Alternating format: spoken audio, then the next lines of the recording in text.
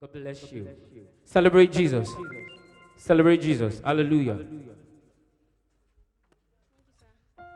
Hallelujah. Amen. Living so in the house. Praise the Lord. Hallelujah. Praise the living Jesus. Hallelujah. First of all, I want to thank God Almighty for this great privilege. And I also want to thank Sir Femi Praise for giving us this great opportunity. We love you so much, sir. So wherever you are, I want us to stand up on our feet. I want us to be in the mood of worship. I want us to be in the mood of worship. Let's begin to bless the name of the Lord. Let's begin to adore Him. Just begin to wave your hands to Him. Tell Him, Lord, I love you. Lord, I give you glory. Lord, I give you honor. I adore your name for who you are. Begin to worship Him.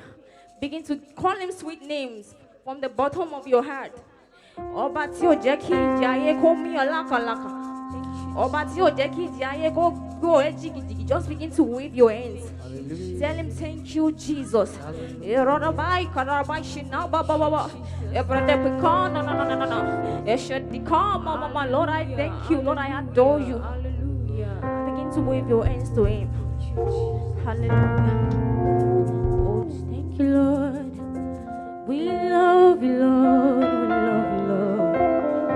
We love you, Lord. We love you, Lord. We will never be ungrateful to you. We will never be ungrateful to you. Àwa erùpẹ̀ lásán tó ṣe lénìyàn. Erùpẹ̀ ilẹ̀ lásán tó ṣe lógo. Ìrọ̀rọ̀ báyìí ṣe kọ́ bábá. Àwa òjò ràn wá lójú. Òjò ràn wá lójú. Àfọ̀pẹ́ fún o. Àwa lórí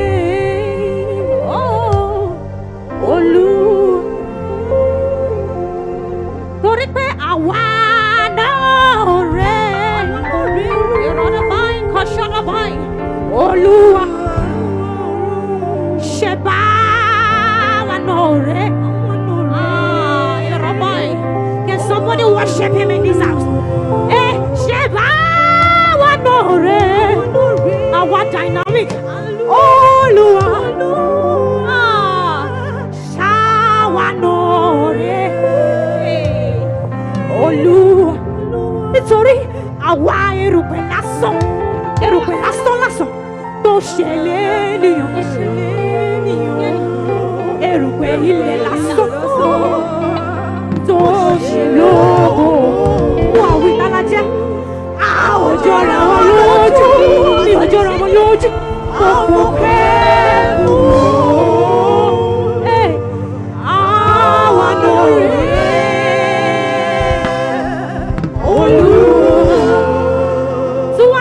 Mo dúpẹ́ tèmi o.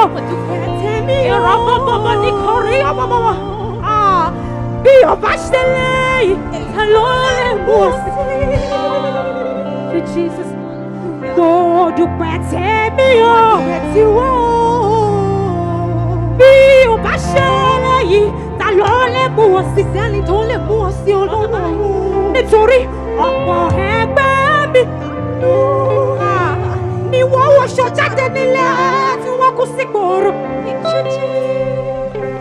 Ọ̀pọ̀ ẹgbẹ́ wa ni wọ́n wọṣọ jáde nílé tí wọ́n kú sí gbòòrò. Ọlọ́run nítorí ó jẹ́ káyé mú àwọn ènìyàn lọ sí ibi ibojì mi. There's somebody worship Him in this house. Ó jẹ́ káyé mú àwọn ènìyàn lọ sí ibi sáré. Nítorí jíjáde mi àti wíwọlé mi ọwọ́ rẹ̀ ló wà. Jíjáde mi àti wíwọlé mi ọwọ́ rẹ̀ ló wà. Ẹ màmá ṣe o, Olúwa ẹ màmá ṣe o. there's this song I love so much. What's me? Ebi opami.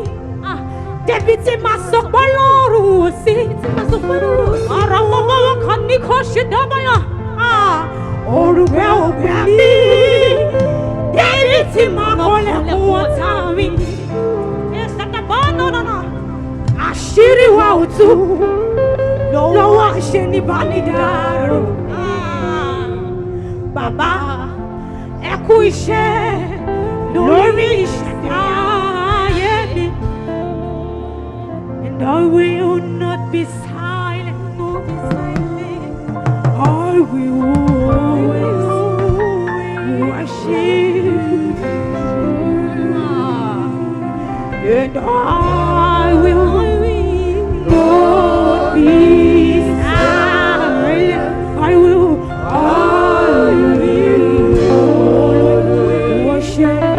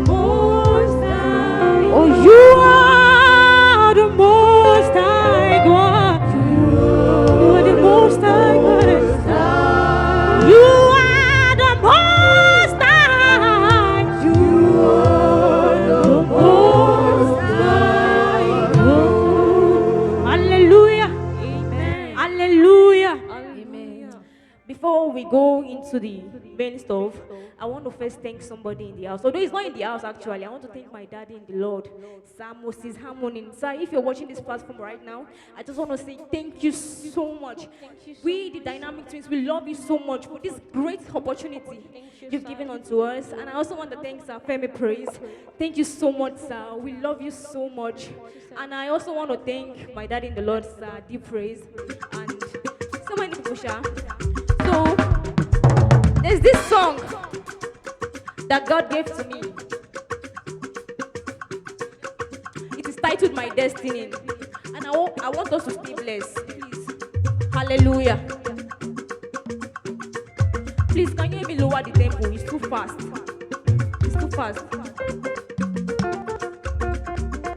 Hallelujah.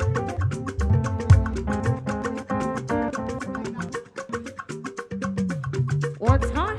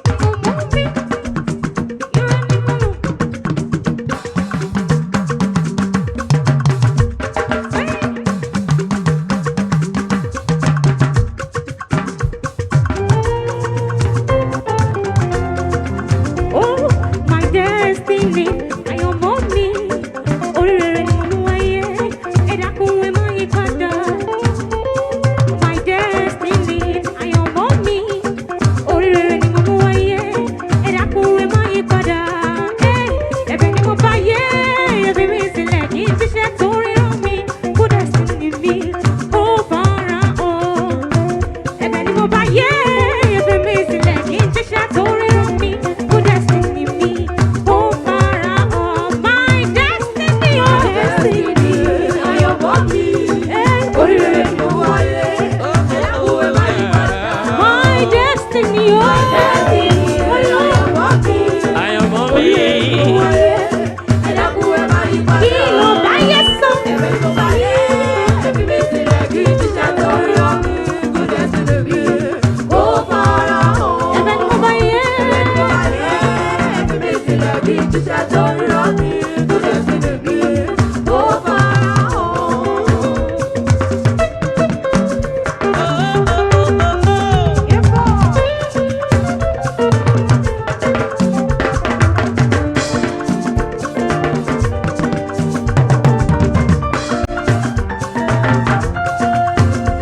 Ẹlẹ́dàá mi, èyí tí mo mú wá sáyé, ó gbọ́dọ̀ tó sáráyé ni, ó gbọ́dọ̀ búyọ̀ níṣẹ́. Ẹlẹ́dàá mi, èyí tí mo mú wá sáyé, ó gbọ́dọ̀ tó sáráyé ni, ó gbọ́dọ̀ búyọ̀ níṣẹ́. Ó máa ṣẹ́dá láyé kọ́kọ́ tó lè ṣí mi nípò rárá. Ẹlẹ́dàá mi, bẹ̀bí lékè ayé. Ó máa ṣẹ́dá láyé kọ́kọ́ tó lè ṣí mi nípò rárá. Ẹlẹ́dàá mi, bẹ̀bí lékè. My destiny, oh. Destiny, àyànmọ́ mi. Oríire ni mo mú wáyé. Ẹ̀dákun ẹ má yí padà. My destiny, àyànmọ́ mi. Oríire ni mo mú wáyé. Ẹ̀dákun ẹ má yí padà. Kí ló bá yẹ sọ? Ẹ̀bẹ̀ ni mo bá yẹ. Ẹ̀bí mi sílẹ̀ kí jíṣẹ́ torí rọ mi. Kúlẹ̀ sílẹ̀ mi. Ó fara hàn. Ẹ̀jẹ̀ ni mo bá yẹ. Ẹ̀bẹ̀ ni mo bá yẹ. Ẹ̀bí mi sílẹ̀ kí jíṣẹ́ torí rọ mi. Kúlẹ̀ sílẹ̀ mi. Ó fara hàn. Àyànmọ́ mi o. Àyànmọ́ mi. My destiny. Ẹ̀dákun ẹ má yí padà. Ẹ̀bẹ̀ ni mo bá yẹ.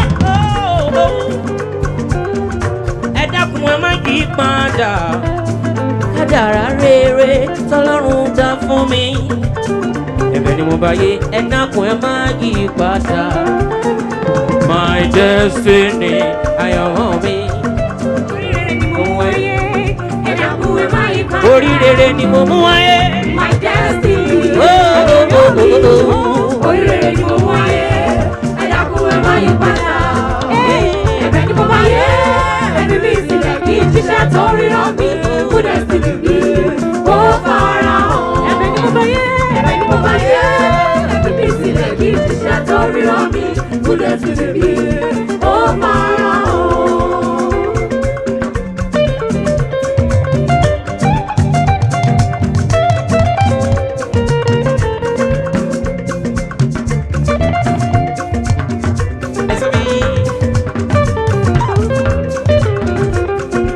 Wọ́n tún sọ pé nípa sáyẹ̀rọ wípé ìrètí mi kò ní pẹ́.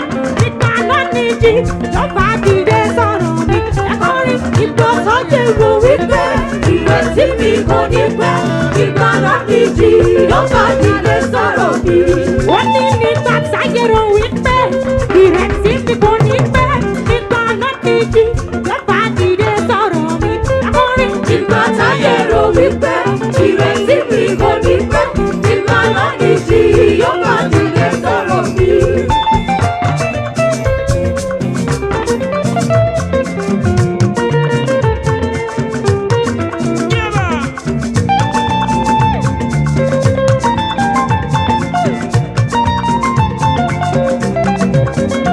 Wọ́n ní ìgbàgbọ́ ìrètí ìlérí tí kò ní pẹ́. Ìlérí tó tètè já sáyọ̀ Ọlọ́run la wà fún. Ìgbàgbọ́ mi ìrànwọ́ ọmọ bàbá tètè kọ́. Ìgbàgbọ́ ìrètí ìlérí tí kò ní pẹ́. Ìlérí tó tètè já sáyọ̀ Ọlọ́run la wà fún. Ìgbàgbọ́ wọn ìrànwọ́ ọmọ bàbá tètè. Ìgbàgbọ́ ìrètí. Ìgbàgbọ́ ìrètí. Ìlérí tí kò ní pẹ́. Ìlérí tó tètè ń jágbá yọ Ọlọ́run lè ní fẹ́. Ìgbàgbọ́ mi dìrọ̀bọ̀ ọ bàbá dọ̀gbẹ̀ ni. Hallelujah mo dìde gbà. Inú Olúwa. hallelujah mo ríre gbà inú olúwa Torí tọ̀tọ̀là, mo hallelujah. sọlọ́run bàbá mo hallelujah Síbà mi lókè, mo kálẹ̀ sọlọ́run bàbá mo hallelujah.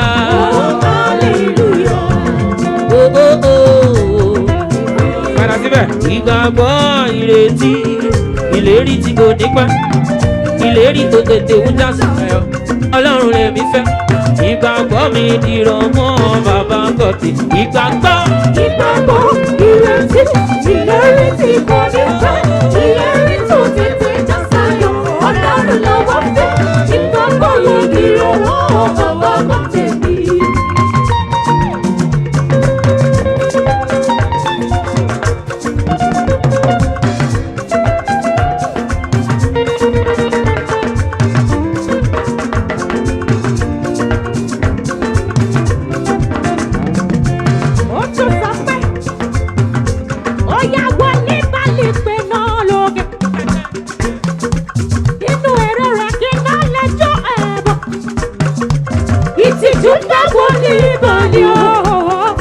Pẹ̀lú ọlọ́run rẹ̀ iná ojú ẹ̀.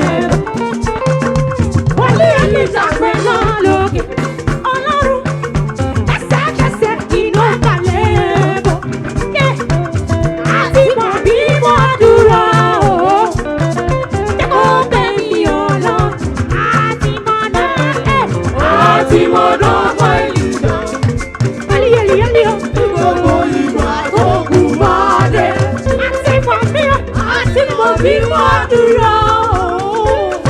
Jẹ́ kó bẹ̀ mí ọ̀nà. bóyá kí n tó yẹ mọ́lẹ̀ ṣó ti rẹ́dì tẹnu mọ́ bẹ́ẹ̀ kábíyèsí ọlọ́run ayọ̀ ẹni mímọ́ funfun báláwo àkàwé ò sí láyé lọ́run bẹ́tì ń bẹ lẹ́hó máa bẹ. Your Majesty ẹ tóbi o mo káwọ́ sókè ìbárúgbó ọjọ́ ìdọ̀bálẹ̀ rí o mọ́gà ti ọ̀run ìwọ̀n yìí àyàbá fẹ́ rí ọlọ́run He's always by my side. very very big Very gan. big God, oh, by my side. bóyá ṣó ti rẹ́dì gbọ́nà àmọ́pẹ́ wá àmúyìn wá òkòkò. Gbọ̀pẹ́ o.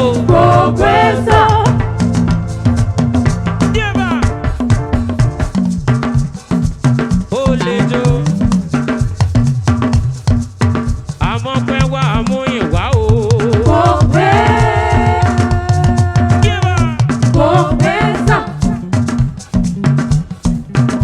Olúwa, Olúwa, èmi náà dúpẹ́ lọ́wọ́ rẹ̀. Olúwa, Olúwa, èmi náà dúpẹ́ lọ́wọ́ rẹ̀. Olúwa, Olúwa, èmi náà dúpẹ́ yeyeye. Olúwa, Olúwa, èmi náà dúpẹ́ Ó lọ́wọ́ yára rẹ̀. wá sókè mélòó mo lè kà nínú orí rẹ̀ bá. Ẹ̀yin ni Olúwa, ọba mi o. ẹ̀yin ni Olúwa, Jèhófà, ẹ̀yin ni Olúwa, ọba.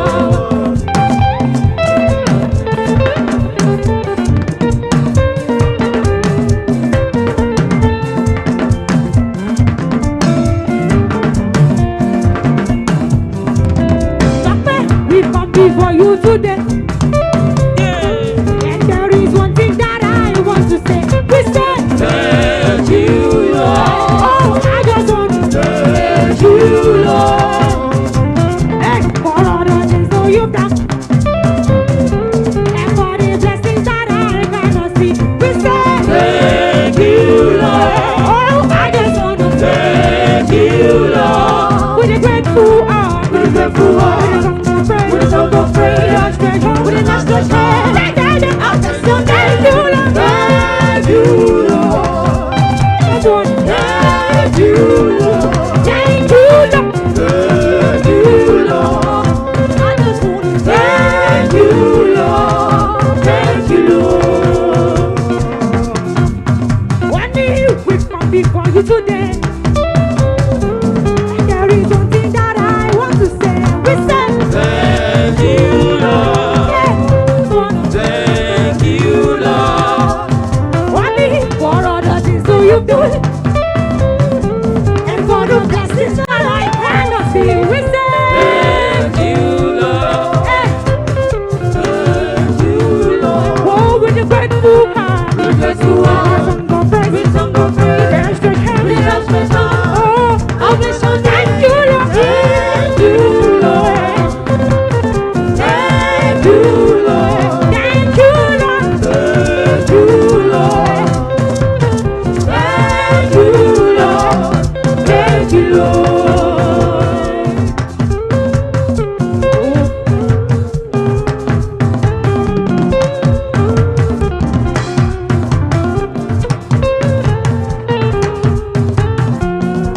you ready for this one? Oh yeah, kijo yan mole pe yeah.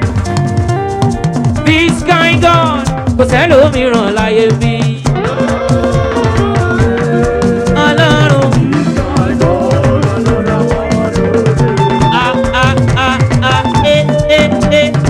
This kind God, kò sẹ́lòmíràn láyé bí.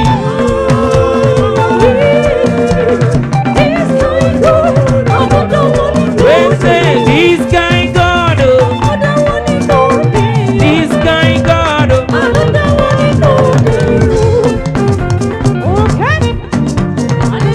This kind God.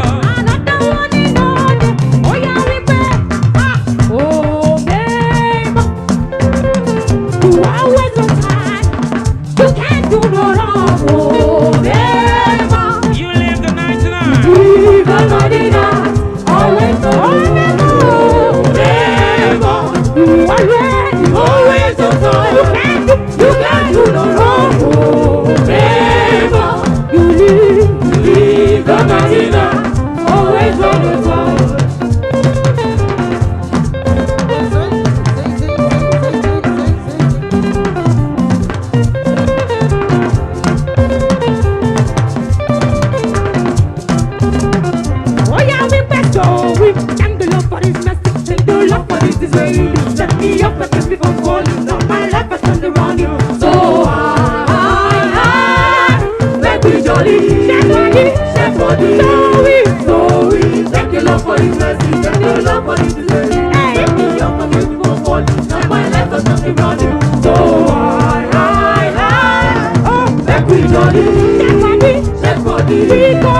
We go there.